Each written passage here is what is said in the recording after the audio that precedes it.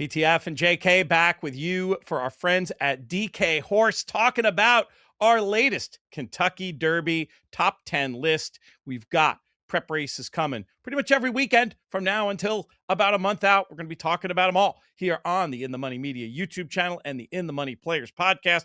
Make sure you subscribe to both and make sure you support our friends over at DK Horse by downloading the DK Horse app today. Some really exciting stuff coming down the pike from them we'll be talking about in future videos. Jonathan, we have some new additions to this list. That means some names are off. These ones, I think, are really just being held sort of just on the outside looking in. Napoleon Solo, Fountain of Youth, been mentioned for his latest target, but Eric DeCoster, who puts together our list, has left him on the outside looking in. Golden Tempo, who will be in action this weekend, also outside looking in. And then Commandment, another one who I think they've talked about the Fountain of Youth for as well. They will not be on the top 10 list, but one big race, one piece of news could easily vault their way back in. But let's get to the actual top 10. And number 10 is Canaletto, appeared on the list last week off of that dominant debut back on the 25th of January. And I'll shout out the commenters, the many commenters who accused me of a host fail for not pointing out that this is Sandman's half-brother. Our old colleague Byron King, now at the Blood Horse, made an interesting case that this one maybe looks like the one who could follow the path of other Chad Brown runners like early voting and cloud computing and maybe end up in the Preakness rather than the Derby. Next race hasn't been announced. I think he belongs in this top 10 off that 89 buyer earned on debut. How excited are you for this horse? Yeah, I'm excited. I mean, I think it's pretty fair to say that you know the early voting type of route. I think that's when the horse doesn't bring Chad to the Derby. He's not going to force the situation.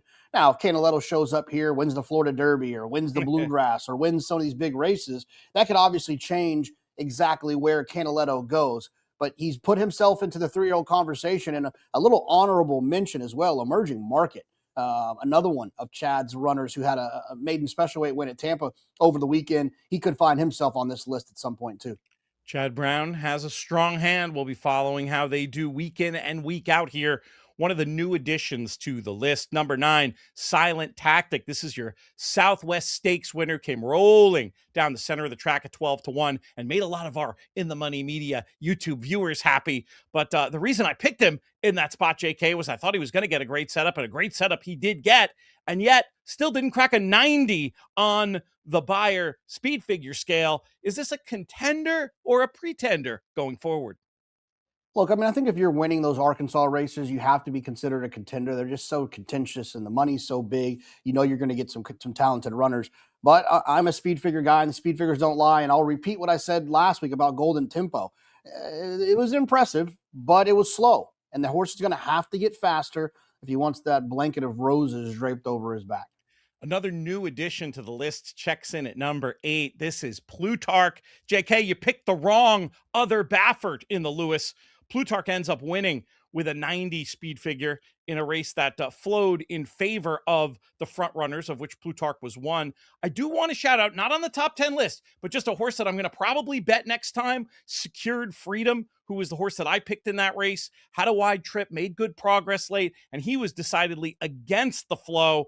I think after that run, Secured Freedom probably does have the stamina for a mile and 8, but he's not on the list. That's just an aside. Plutarch, with this great pedigree, you did say nice things about him in the video, to be fair. How much better do you feel about him now coming out of the Lewis? Well, it's impossible to argue with his pedigree, right? I mean, you see a horse like that that's out of a Champion and Stellar Wind, you have to consider that one to be in the mix. I think, Michelle, you said it on our Santa Anita live stream that it was probably more about the distance the time before for Plutarch than it was for the turf. Now he ran well on the dirt going 2 turns. He's probably going to get even better going a mile and an 1/8. Another key situation on this Derby trail is these races transitioning to the mile and an 1/8, which we'll talk about here when we talk about some of these other horses. Number 7 on the list is Blackout Time. He got the 5 furlong work in since our last video that he needs as one of the important steps to get off the vets list. I imagine that's going to happen soon, pending an exam. Horse is scheduled to work again this week, supposedly pointing to the Rebel at Oaklawn Park on March 1st. Not a lot new to add on Blackout Time, but I was curious to check in with you with your current thoughts on him. So wait and see. He's shown some things as a 2-year-old. He's going to have to start showing them pretty soon here. Number 6 on the list is Englishman. Pretty interesting news from him. We had talked about last time, oh, only one work. It was so slow. Well, I'll tell you what, that second work, I watched it a lot faster than the first 3 furlongs in 36, seemed to generate some excitement around the barn. Eric DeCoster has said he thinks this is the most talented 3-year-old potentially playing from behind, but I think he still belongs on the list. I don't know. Are we ready to say he's maybe more a Travers horse than a Derby horse, or are you keeping some Rose's dreams alive for Englishman? There's so much can change between now and then. It just takes one big performance in a big race, then you're thrust into the conversation.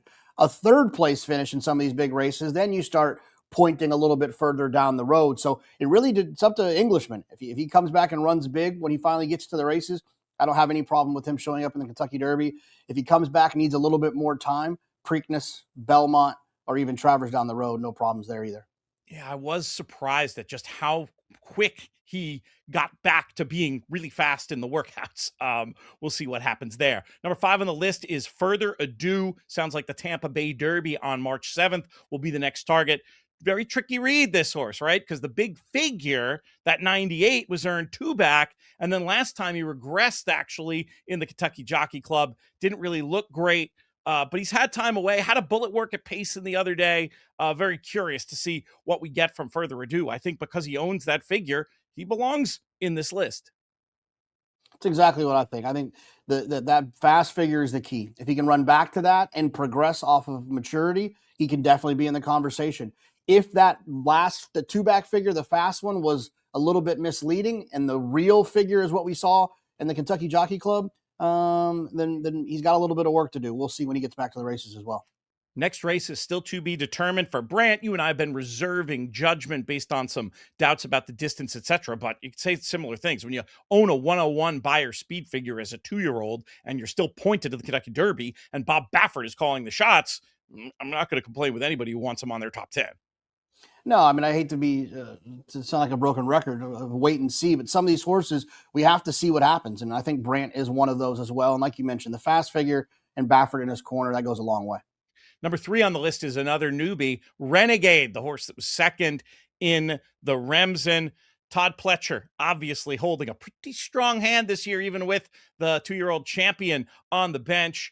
Renegade was bet hard in the Sam Davis-like defeat, was out of the question, and that's how he ran too. Imperious in victory, a polite way of saying he beat the tar out of them, and he sure looks like a horse who's taken a step forward between 2 and 3. The Beyer came back a 92.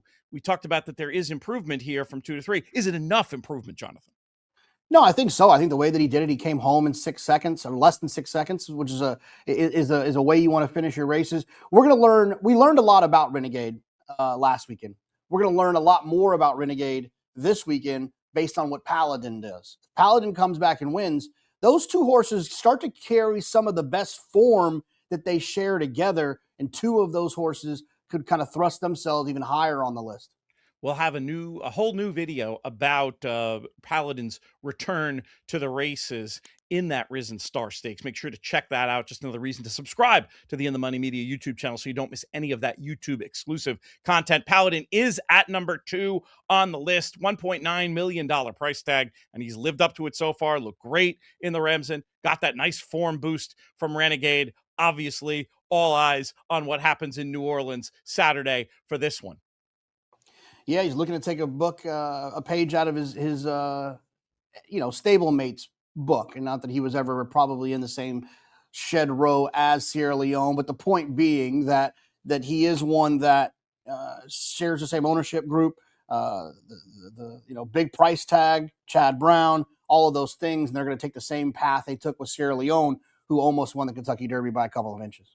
Number 1 on the list, still same as last week, is nearly off that 98 Beyer speed figure in the prep in the Holy Bull. He will be competing next, it sounds like, in the Florida Derby. They'll skip Fountain of Youth and go straight there. This is pretty much of a consensus number 1 pick for the Derby right now. How do you feel about it? It's really just all about the distance. As the distances get a little bit longer for Nearly, does he appreciate that? I don't see any reason why he wouldn't, but he's already shown the talent, the fast figure, the speed. He's in the right barn. He's got the right pedigree. A lot of things pointing that he's not going to have many issues the rest of the way. It's all about if he continues to progress and can eventually get over that triple-digit buyer hump. There you have it, 10 horses plus a few added interesting contenders in 10 minutes from JK and myself. Thanks once again to our friends at DK Horse. Make sure you download the DK Horse app today and that you get subscribed to the In the Money Media YouTube channel.